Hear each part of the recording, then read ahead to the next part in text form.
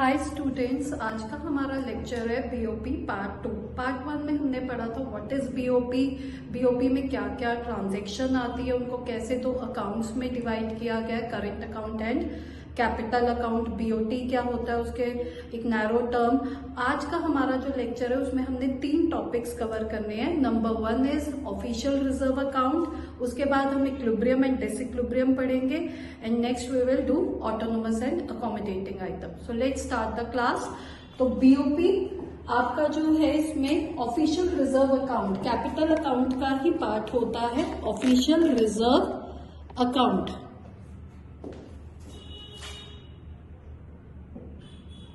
Official reserve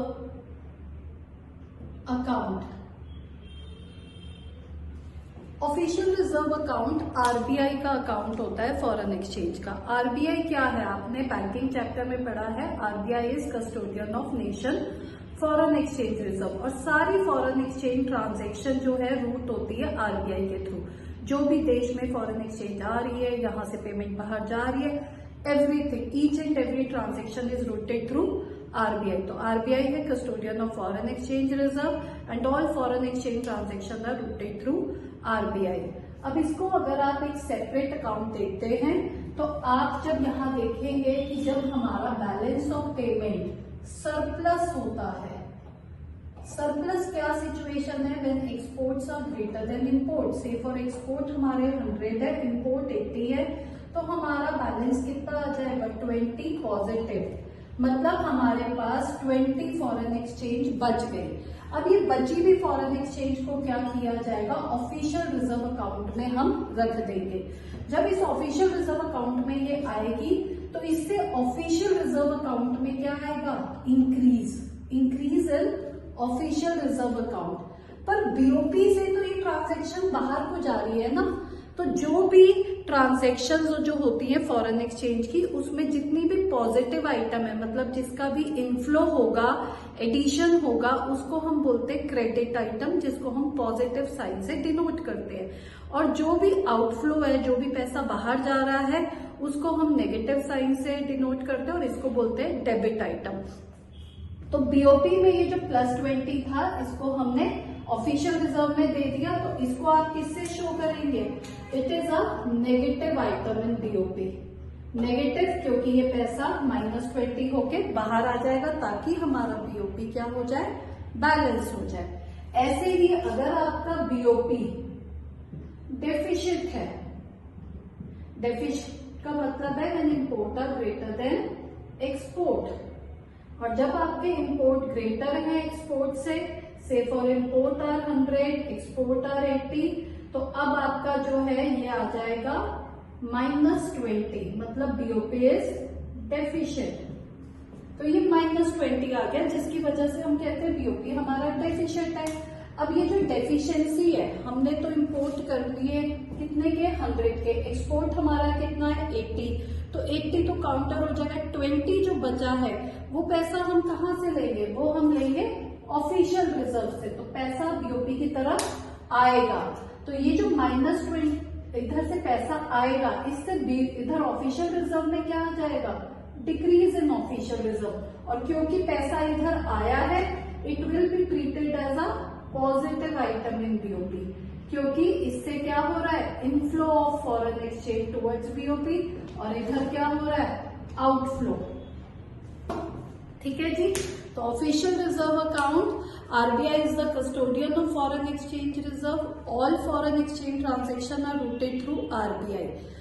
जब BOP आपका surplus होगा, when BOP is surplus it cause increase in official reserve, and when BOP is deficient it cause decrease in official reserve. तो surplus से increase आया, deficient से decrease आया, logic मैंने आपको बता दिया है। से फॉर मैं एक इंडिविजुअल बीओपी हूं, मेरा बैंक अकाउंट है ऑफिशियल रिजर्व अकाउंट, मेरे पास पेमेंट जो आई है मेरी सर्विस दे के, वो आई है 100 की, और जो मैंने खर्चे करने वो है 80 के, तो 20 मेरे पास बच गया, इसको मैं क्या करूंगी, अपने बैंक में रख दूंगी। तो मेरे पास से तो वो पैसा माइनस हो गया ना, तो इसलिए उसको किससे शो करेंगे, नेगेटिव आइटम मेरी साइड पे, पर मेरे बैंक अकाउंट में क्या हुआ, इंक्रीज आ गया। सेम इधर अगर मेरे खर्चे इस महीने 100 के हैं पर मेरे पास जो पैसा आया वो सिर्फ 80 है, तो 20 मुझे डेफिशिएंट हो गया है। अब मैं क्या करूंगी, अपने बैंक से पैसा निकालूंगी, तो बैंक अकाउंट में क्या आएगा, डिक्रीज, पर मेरे पास पैसा आया, उसको हम कैसे दिखाएंगे, पॉजिटिव आइटम। क्लियर? तो ऑफिशियल रिजर्व अकाउंट, इसको आपने करना है, बहुत इंपॉर्टेंट टॉपिक है। अब हमारा जो नेक्स्ट टॉपिक है वो है इक्विलिब्रियम इन बीओपी। तो इक्विलिब्रियम इन बीओपी, इक्विलिब्रियम का मतलब होता है इक्वालिटी। तो बीओपी इक्विलिब्रियम क्या होगा, जब exports are equal to import, हम बोलेंगे BOP equilibrium. When exports are equal to import. Disequilibrium क्या होता है, जब ये दोनों इक्वल नहीं होंगे, और जब ये इक्वल नहीं होंगे हमारे पास दो पॉसिबिलिटी होगी। एक, when exports are greater than import, जब हमारे पास रिसिप्ट कह लीजिए आप ज्यादा है और पेमेंट्स हमारी क्या है, कम, तो ऐसे में हमारा बीओपी क्या होगा, सरप्लस बीओपी। और सेकेंड, अगर exports are less than import, मतलब receipts are less than payment, तो हमें पैसे कम पड़ेंगे, हमारे खर्चे ज्यादा है, तो यहाँ बीओपी क्या हो जाएगा, डेफिशिएंट। दोनों ही सिचुएशन, चाहे सरप्लस है चाहे डेफिशिएंट है, ये डिसइक्विलिब्रियम को शो करती है। Equilibrium when exports are equal to import and there is no movement of official reserve. अभी मैंने आपको बताया था ऑफिशियल रिजर्व में ट्रांजैक्शन कब हुई, जब बीओपी सरप्लस था, पैसे बच गए, हमने ऑफिशियल रिजर्व में डाले उसे बैलेंस में लाने के लिए। जब वो डेफिशिएंट था, हमने वहां से रिजर्व से पैसा लिया ताकि हमारा बीओपी बैलेंस हो जाए, रिसिप्ट और पेमेंट इक्वल हो जाए।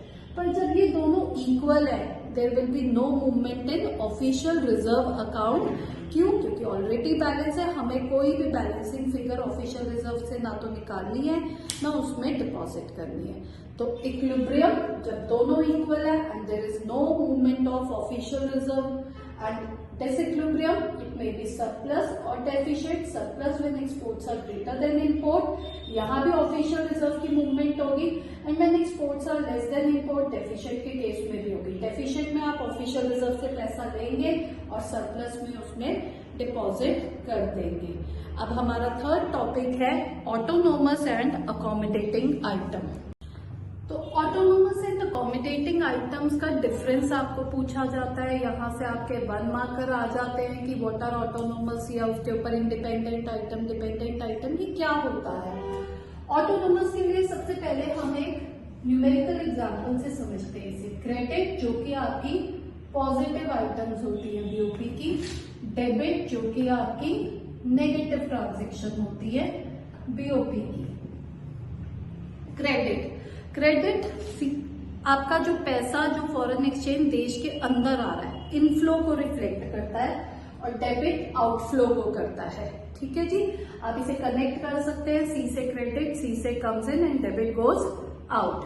तो क्रेडिट में हमारे पास क्या क्या आइटम हो सकती है। से फॉर हमारे देश ने गुड्स एंड सर्विसेज का एक्सपोर्ट्स किया है विच इज ऑफ 100, हमें बाहर से रेमिटेंसेज आ रहे हैं। रेमिटेंसेज होते हैं यूनिलेटरल करेंट ट्रांसफर्स, तो ये जब बाहर से आएंगे पैसा देश के अंदर आएगा, क्रेडिट आइटम, ये हमें आए हैं 50 के। और बाहर से जो इन्वेस्टमेंट्स आई है, बाहर के देश हमारे देश में इन्वेस्टमेंट्स करते हैं, वो आई है हमें 80 की, और जो हमने लोन्स लिए हैं वो हमने लिए हैं 50 CR के। तो टोटल हमारा जो है 280 क्रेडिट साइड का टोटल है। 100, 50 प्लस 80 प्लस 50, 280 हमारा क्रेडिट साइड का टोटल है। अब डेबिट में हम इंपोर्ट भी करते हैं, बाहर से टेक्नोलॉजी आती है, गुड्स आती है, सर्विसेज आती है, तो ये जो इंपोर्ट किया है आपने 120 का किया है। रेमिटेंसेस जो बाहर भेजे जाएंगे, बाहर आप अपने रिश्तेदारों को जो पैसा भेजते हैं, बच्चे जब पढ़ने जाते हैं पेरेंट्स उनको पैसा भेजते हैं, that is remittances to abroad. ये जो गए हैं ये गए हैं 80 के। बाहर से जो अब हम लोग बाहर जाके इन्वेस्टमेंट करेंगे उससे आउटफ्लो आएगा। जब फॉरेनर्स आपके देश में आके इन्वेस्टमेंट कर रहे हैं इट कॉज इनफ्लो, जब आप बाहर जाके करेंगे it cause outflow of foreign exchange.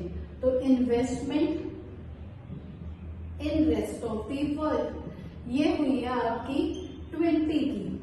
और जो डेबिट रीपेमेंट ऑफ लोन्स हुई है, आपने जो बाहर से लोन्स लिए हुए हैं अब आप उसे रीपे कर रहे हैं, तो ये आपने किए हैं से फॉर 40 के। तो अब जो आपका टोटल है 260 आ गया है। ठीक है, तो डेबिट साइड का टोटल है 260, क्रेडिट साइड का है 280।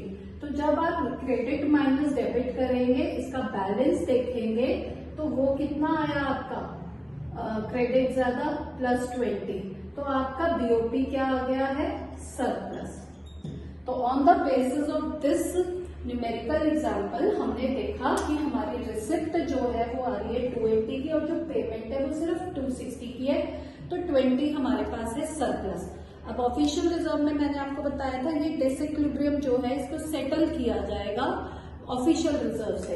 इस 20 के साथ हम क्या कर सकते हैं, हम कैपिटल अकाउंट ट्रांजैक्शन करेंगे, या तो हम बाहर कुछ लोन रीपे कर देंगे, हमने लिए हुए हैं तो रीपे लोन कर देंगे, या हम बाहर जाके इन्वेस्टमेंट्स कर देंगे, और या फिर हम इसे ऑफिशियल रिजर्व अकाउंट में इस पैसे को रख देंगे। तो तीनों में से कोई भी ऑप्शन आप कर सकते हैं कि या आपके पास ये जो 20 बच गए हैं आप इससे अपने पुराने कोई लाइबिलिटीज है, कोई लोन है रेस्ट ऑफ द वर्ल्ड की तरफ, उसे पे कर दीजिए। आपने कुछ इन्वेस्टमेंट्स करनी है बाहर की कंट्री में, आप वो कर सकते हैं, या फिर आप उस पैसे को चुपचाप ऑफिशियल रिजर्व अकाउंट में रख देंगे। तो यहाँ पे आपका क्या आएगा, एक -20 की फिगर आएगी, जिससे ये बीओपी बैलेंस होएगा, क्योंकि यहाँ से ये +20 जो है हम हटा देंगे तभी तो ये बैलेंस होगा।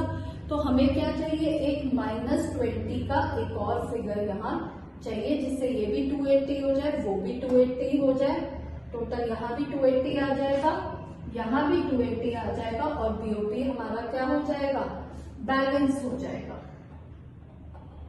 ठीक है जी, तो इससे हमारा बीओपी बैलेंस हो जाएगा, क्योंकि ये पैसा बीओपी से बाहर आ रहा है, हम या तो इसे बाहर जाके लोन को रीपे कर रहे हैं, आउटफ्लो होएगा, बाहर जाके इन्वेस्टमेंट करेंगे, again outflow, negative item, official reserve में डालेंगे तो भी यहाँ से पैसा बाहर आ गया, तो नेगेटिव लेंगे, ताकि ये नेगेटिव साइड आपकी जो डेबिट साइड है ये भी 280 हो जाए, वो 280 था, ये बैलेंस हो गया। अब इसमें से मैं आपको सारे डिफरेंसेस ऑटोनोमस अकोमोडेटिंग के प्रैक्टिकल नॉलेज के साथ क्लियर करूंगी। सबसे पहली चीज, जो ऑटोनोमस है, ये सारे जो हैं, ये ऊपर वाला जितना भी ट्रांजैक्शन है इस लाइन के ऊपर, ये ऑटोनोमस है, ये इंडिपेंडेंटली हुए हैं। इस पे प्रॉफिट का मोटिव है, मैंने बाहर इन्वेस्टमेंट क्यों करी, मुझे प्रॉफिट अच्छा आ रहा था, मैंने बाहर लोन्स क्यों दिए, क्योंकि मुझे वहां एक बेटर रेट ऑफ इंटरेस्ट दिख रहा था। तो ये है फ्री इंडिपेंडेंट ट्रांजैक्शन है बीओपी की, जो कि कंसिडरेशन ऑफ प्रॉफिट के साथ की जाती है, चाहे डेबिट साइड वाला देख लीजिए चाहे क्रेडिट साइड का, दोनों। पर जो ये नीचे वाला है, दिस इज योर अकोमोडेटिंग, तो ये आपकी क्या है, accommodating, and this is your autonomous. तो ऑटोनोमस तो है इंडिपेंडेंट ट्रांजैक्शन, पहला पॉइंट इंडिपेंडेंट, ये अपने आप हुआ, इसने कुछ किसी चीज को ध्यान में नहीं लिया, अपने आप। मेरी इच्छा है कि मैंने बाहर से इंपोर्ट कर ली, चाइनीज आइटम मुझे सस्ती पड़ती है इंडिया के मुकाबले, हम बाहर से इंपोर्ट कर रहे हैं, मैं अपना प्रोडक्ट देश के बाहर बेच रही हूँ क्योंकि मुझे फायदा हो रहा है, वहां ज्यादा अच्छा प्राइस मिल रहा है, इंडिपेंडेंट ट्रांजैक्शन। अकोमोडेटिंग को देखिए, ये -20 यहाँ कैसे आया, क्योंकि ऊपर +20 आया ऑटोनोमस की वजह से। तो ऑटोनोमस ट्रांजैक्शन की वजह से जो भी इम्बैलेंस आता है, चाहे सरप्लस चाहे डेफिशिएंट, उसको बैलेंस करने के लिए अकोमोडेटिंग का रोल आ रहा है। This balancing figure is accommodating. तो ये -20 क्यों आया, क्योंकि ऊपर +20 है, अगर ऊपर -40 होता ये +40 हो जाता। ऑपोजिट साइड सेम वैल्यू करनी है आपने, मतलब इसकी वैल्यू किस पे डिपेंड कर रही है, ऊपर वाले बैलेंस के ऊपर। तो ये आपकी क्या हो गई, डिपेंडेंट आइटम। पहला डिफरेंस इंडिपेंडेंट और अकोमोडेटिंग क्या है, डिपेंडेंट। ये किस लिए होती है, प्रॉफिट के लिए, और ये free from the consideration of profit, तो ये नॉट फॉर प्रॉफिट है। फिर थर्ड पॉइंट, इसमें जो ऊपर वाली ट्रांजैक्शन है ये क्या थी आपकी करेंट, और नीचे वाले क्या है कैपिटल।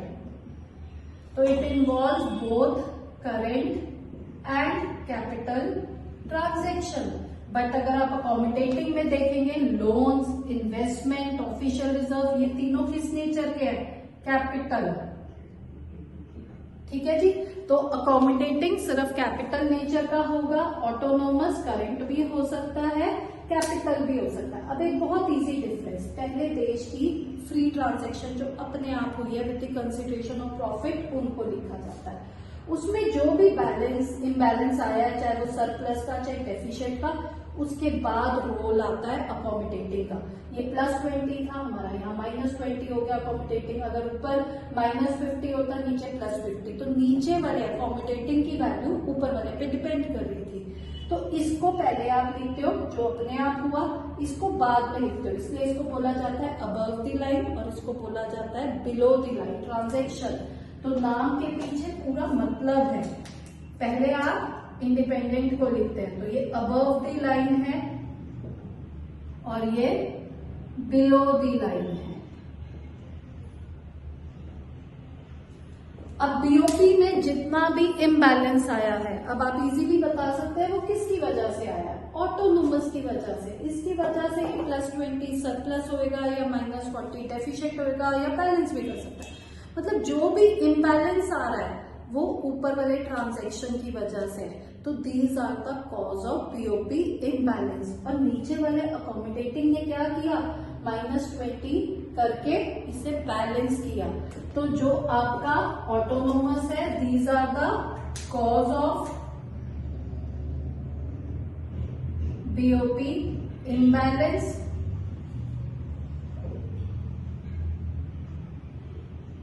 एंड ये जो है ये आपका बैलेंस करता है बीओपी को, बैलेंसेस बीओपी। तो फर्स्ट वाला ऑटोनोमस जो है वो आपका कॉज ऑफ बीओपी इम्बैलेंस है, एंड नीचे वाला आपका बीओपी को बैलेंस करता है। तो ये 5 इजी से डिफरेंस आपको क्लियर दिख जाते हैं यहाँ से। अगर एक और डिफरेंस चाहिए आप लिख सकते हैं कि इसमें मूवमेंट ऑफ गुड्स होती है which can be seen while crossing the border, और कैपिटल में तो आपकी या तो इन्वेस्टमेंट हो रही है या बोरोइंग या ऑफिशियल रिजर्व में, इसमें कोई गुड्स की मूवमेंट नहीं है जो कि बॉर्डर को क्रॉस कर रही है। ठीक है, तो आप इसका स्क्रीनशॉट ले सकते हो और जब भी इसे पढ़ें आप इस एग्जाम्पल के साथ कनेक्ट करके ही पढ़ेंगे। इससे आपकी प्रैक्टिकबिलिटी अच्छी होगी, आपको समझ आएगी चीज की वर्क कैसे कर रही है। Thank you so much.